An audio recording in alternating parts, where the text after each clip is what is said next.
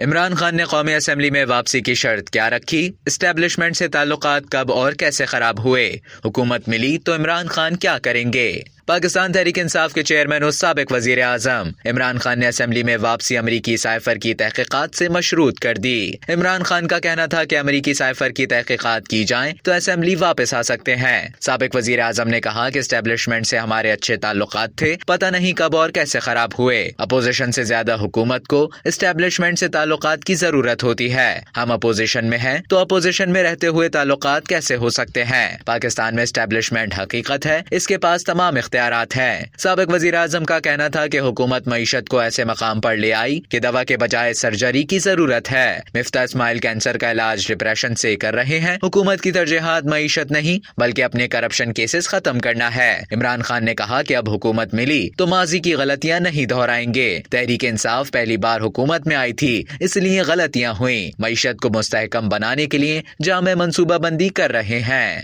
اب تک کے لیے اتنا ہی۔ مزید خبروں اور نیوز اپڈیٹس کے لیے ڈیلی جنگ کے YouTube چینل کو سبسکرائب کریں اور فیس بک کے پیج کو لائک کرنا نہ بھولیں۔